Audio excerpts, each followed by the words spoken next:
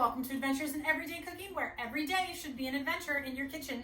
Today's adventure takes us to France. Well, maybe it just takes us wherever bread is delicious. So Italy, France, America. Do we even have any American breads that are really, really good? That's beside the point.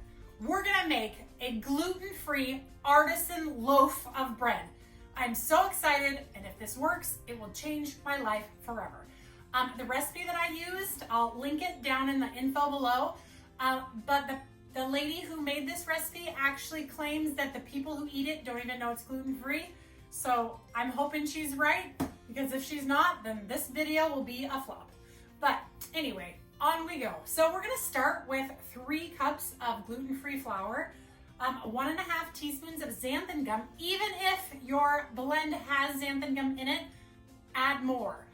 Some salt and some yeast. So we're gonna go ahead and get that started. And it's supposed to be quick, 5 minutes. The longest of this process is going to be watching it rise and then leaving it in the refrigerator overnight. So this will be a 5-minute or less video. So yeast inside, 1 whole tablespoon of yeast, all of the other dry ingredients, and we're just gonna stir. And while that is stirring, we are gonna go ahead and get our wet ingredients ready. So I need 1.5 cups of warm water, 1 tablespoon of honey, and 2 tablespoons of olive oil. And we're just gonna put that all together and give it a good stir before it goes into our dry mix. I'm gonna use a fork to stir.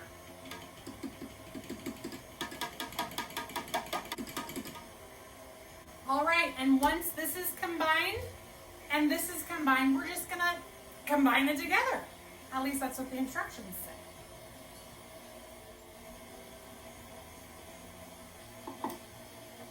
All right, and once I see all of that flour kind of in the mix together, we're gonna knead this for 5 minutes in the machine. So nothing on the counter, no mess, no nothing. Like I'm telling you, this may change my world. All right, let's turn it up a little. All right, I'm gonna go ahead and turn it off for a moment and scrape down my sides so that I get all that flour in there. And then I'm gonna go ahead and turn it up to medium high and let it go for 5 minutes. That's it.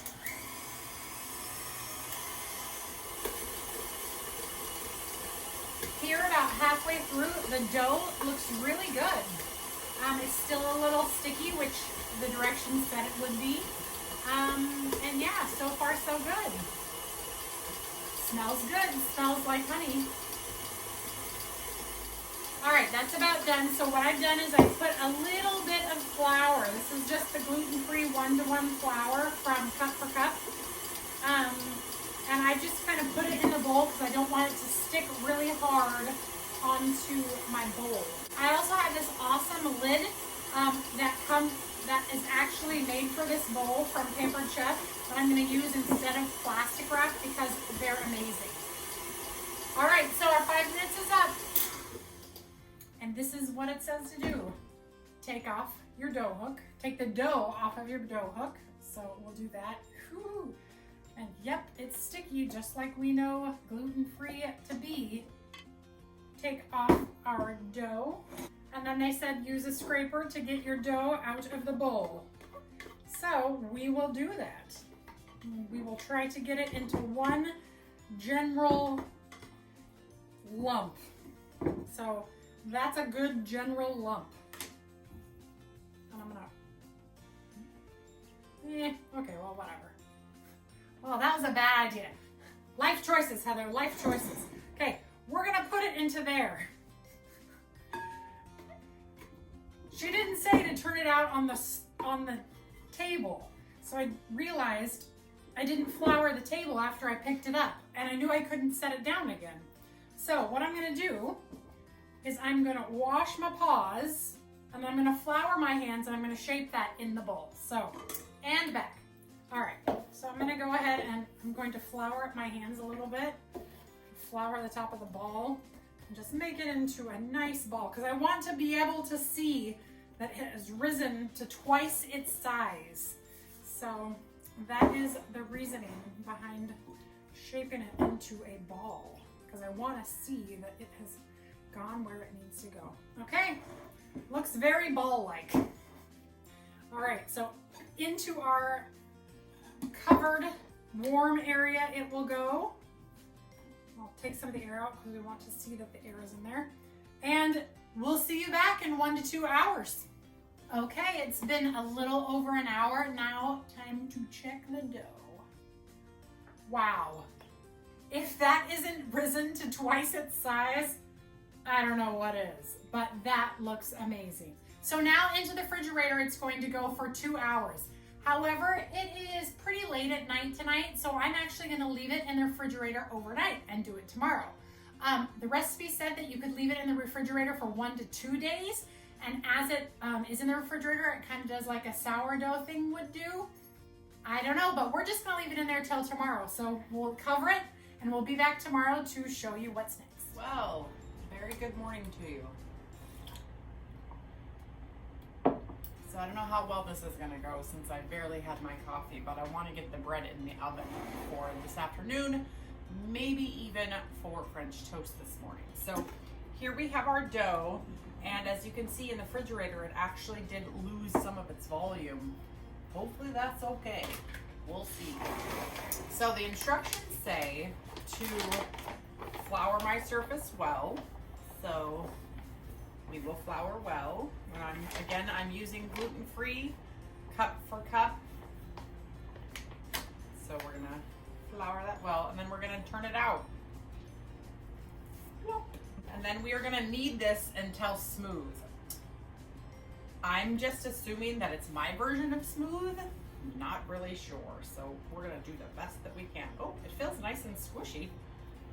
So, and she did say, or he, the person the recipe came from, I think it's a she, said that it will be sticky, and yes, it's sticky. It's not super sticky though, so super cold. Wow, that's really cold. All right. I'm thinking that's pretty smooth. It's looking pretty good. All right, so now she said to pinch in the bottom, like so.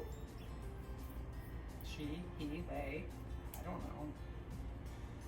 I don't pay attention to the gender of the person doing the recipe. I just say, hey, looks good, I'll try it. All right. And once you think it kind of looks like it's a round ball or whatever shape, you could do French baguettes with this too, apparently, which I may, if the dough works, I may try, but I really want a loaf. So we're gonna put it on our parchment here. Looks pretty good. And then we are gonna cover it with saran wrap and wait until it's visibly larger. We'll look at it here and say, okay, visibly larger. So my hands, okay. But it needs to go into a warm place because it is very cold and that yeast needs to warm up and wake up again. And then we'll be back to show you what's next. And I'm going to finish my coffee. And we are back after a shower and 2 cups of coffee. So I can't say that it doesn't look to me, I used a bowl by the way instead of saran wrap because then I'm not throwing away plastic and I was out of saran wrap. So I don't know that it looks visibly larger. I mean, maybe it does. It does feel a little squishier. So we're just gonna go with it. So next thing we're gonna do, the gal, and it is a gal, I looked it up. The gal in the recipe said to run your knife, run a serrated knife under hot water, and then to make your crisscrosses. I do own my own scoring blade. However, I'm gonna try running it under hot water because sometimes it gets stuck in the bread and I don't know if it's because I don't know the technique quite well enough yet or if maybe I'm just not doing it right. So I'm gonna go ahead and run mine under hot water. All right, and then we're gonna score. I don't know if the hot water did it or if it's this bread because it's so thick, but Wow. Okay. Maybe that's the key. So thank you, woman who did this. I guess I should have looked at her name. Gosh, I'm rude. Thank you, Kim. That's amazing. The next thing she wants you to do is get a small, shallow pan of water and put it in your oven so you create this nice, humid environment. Now, all that's within me wants to pop this bread into my Dutch oven and just do it in my Dutch oven in there. However, for the first time that I make this recipe, which is typically not a Heather move, I'm gonna listen to the directions and I'm gonna do it the way she wants me to do it. But if it works out, I'm gonna try it in my Dutch oven and I will let you know the results. So now we're just gonna wait for our oven to preheat and then we're gonna put it in at 450 for 30 minutes. At the end of the 30 minutes, we are going to check to see how light the bread is. If it's still a little heavy, it's not done yet. That indicates that there's still dough inside. And then we'll give it another 5 minutes and 5 minutes and 5 minutes until it's done. She says typically it takes anywhere from 35 to 45 minutes, but obviously start checking at 30. So into the oven, it's going to go at 450 for 30 minutes. We'll see you back here. All right, we are all done, and yeah, I've got some thoughts about this bread. So first off, the bread took around 45 minutes to bake. And I don't know, I still don't know if it's baked all the way through. So one of two things could have happened. The loaf could have been too big and it needed to be maybe wider, which there was no indication on the recipe that that was the case. So we'll see. Or that my oven is just a little mental, which that could be the case as well. I do have a new oven ordered. Soon I am getting a double oven range, probably next week, whenever Sears can get on the ball. So that being said, I'm a little worried to cut into it because when you tap on the bottom, it still doesn't sound quite as hollow as I would like it to sound. But as you can see, the edges actually started to catch a little. And so I was like, nope, I've got to pull it. And this started to brown up like this probably about 10 minutes ago. So at 45 minutes, I was like, nope, out. So needless to say, I'm not super happy with the results yet. But we're gonna cut into it. We're gonna see what we have and then decide how to go from there. Usually when I have a recipe like this that doesn't quite work, I really sit down and think about how I can get it to work if I like the flavor. Because oftentimes the flavor is great, but the technique isn't quite there. And so yeah, so here we go. So let's cut into our gluten-free artisan bread. Cuts really well, so I'm okay with it so far. And then we're going to, So as you can see, I don't know if you're very familiar with a non-gluten-free bread, but you can see it is a little underdone, and that's too bad. But there was no way that I could leave it in for any longer. So let's get close to this camera over here. So when I thumped on the bottom of the bread, there was kind of a reverb sound, and I knew that down here, see this right here, that means that it is not cooked. All of this is cooked very nicely and has a good gluten-free crumb structure, but down here, this all is gonna be pretty gummy. The other thing that I'm noticing is there's not much of a crumb at all, like a crust rather. So if you look around the edges of the bread, there should be a nice crust around the edge of the bread, and that just didn't happen. Up here, it's okay, but the rest of it just wasn't there. So I'm a little confused after being 45 minutes in the oven why this bread did not quite work. But I'm willing to taste it and see what I think. So we're gonna try, I'm gonna cut off the edge and see if that's any better over here. Yeah, we have some, crust is a little better on that one. See that? So maybe something about the middle section. I don't know. All right, we're gonna get a full piece here though.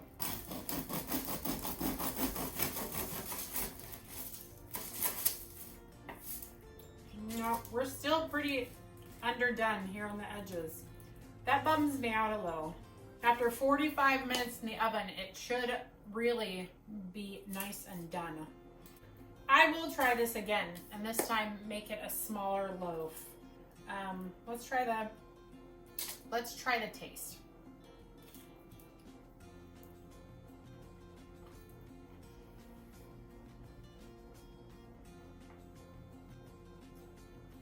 All right, well,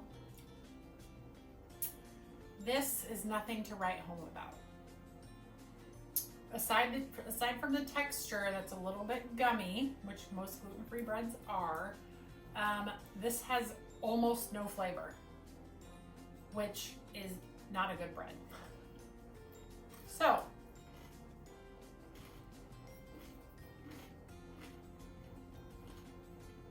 the crust is good. There's a good kind of flavor in the crust, but the bread itself,